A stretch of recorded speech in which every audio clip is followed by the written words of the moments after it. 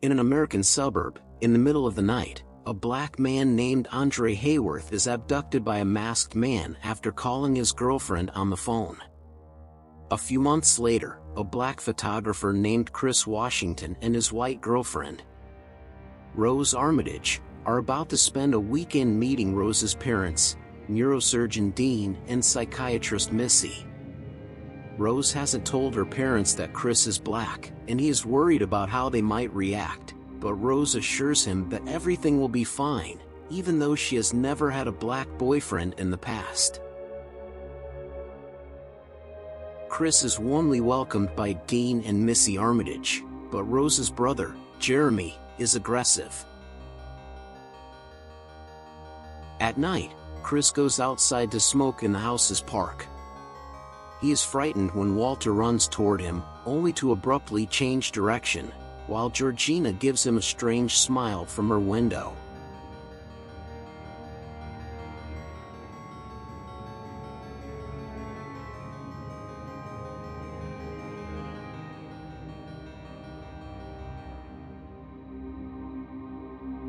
Upon returning to the house, Chris comes face to face with Missy, who offers him a conversation.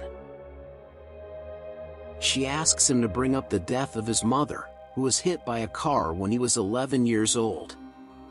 As they talk, Missy hypnotizes him with the sound of her spoon tapping on her teacup, paralyzing him and sending his consciousness into a deep mental place.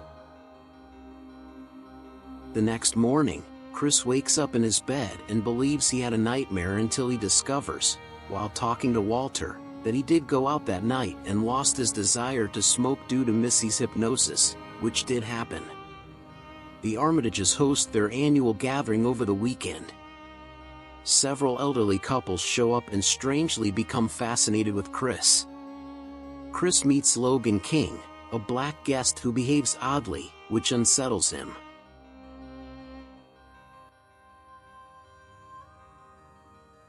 Chris calls his best friend Rodney Williams, a security guard, to tell him about his hypnosis and the disturbing behavior of everyone. Chris photographs King with his phone, and King is paralyzed by the flash, bleeding from his nose, and screams at Chris to run away.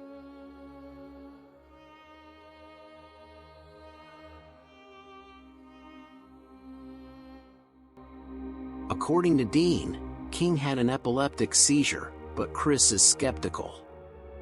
As they separate from the others to take a walk, Chris insists to Rose that they go back home, and she agrees. Meanwhile, Dean organizes a bingo game with his guests, which resembles an auction. Jim Hudson, a blind art dealer who is familiar with Chris's work, wins the auction. Before leaving, Chris sends the photo of King to his friend Rodney, who immediately recognizes him as Andre Hayworth, a former acquaintance. As he packs his bags, Chris opens a box in Rose's room containing several pictures of her with black boyfriends, including Walter and Georgina.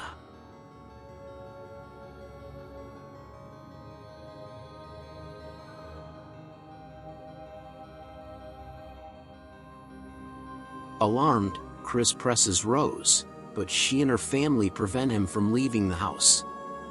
Chris tries to escape, but Missy hypnotizes and paralyzes him. Rodney becomes worried when he stops receiving updates from his friend and discovers that Andre has been missing for some time. Deducing that the Armitage family kidnaps black people to use them as sex slaves, he notifies the police, who do not take him seriously. Chris wakes up tied to a chair in front of a television. A video reveals the family's secret, conceived by Rose's grandfather, Roman Armitage, fascinated by African Americans since Jesse Owens defeated him in a race. He doesn't believe he was beaten by a better athlete but by a superior race. He decided to seize the bodies of young black individuals to take advantage of their physical abilities, strength and speed, which he deems superior, and use them as vessels or hosts for the brains of his friends. Jim Hudson appears live on the television screen, indicating his desire to have Chris as a host, to regain his sight and see the world through his eyes, in addition to reclaiming his physical abilities. The video revisits the two objects Missy used to manipulate Chris, the spoon and the teacup, and prepares to hypnotize him again. While Dean prepares the transplantation operation in a nearby room, Jeremy frees Chris. However, Chris has stuffed the chair's cotton padding into his ears, resisting the hypnosis. He smashes Jeremy's skull with a billiard ball. He then impales Dean with a stuffed deer head and leaves Jim unconscious in the operating room with his brain exposed.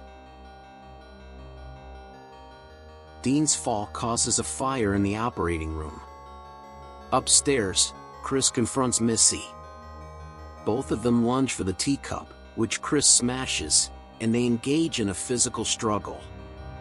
Missy stabs him in the hand with a dagger, but Chris slits her throat.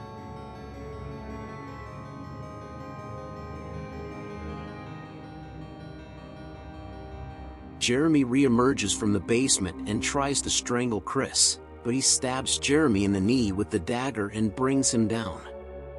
He bashes Jeremy's skull with his feet. Upstairs, Rose searches the internet for a future victim. With headphones on, she doesn't hear the carnage downstairs, but the smell of smoke eventually catches her attention. As Chris leaves the house in Jeremy's car, he runs over Georgina and takes her into the car, feeling guilty for not preventing the death of her mother, an event that resurfaced during the first hypnosis session. Rose exits the house with a shotgun, muttering "Grandma." It becomes clear that Georgina is actually her grandmother's host. The grandmother regains consciousness and causes an accident by stopping the car, which crashes into a tree, resulting in Georgina's death. Rose shoots at Chris, who has exited the car, while Walter, the grandfather, rushes over. He catches up to Chris, brings him down, and attempts to strangle him.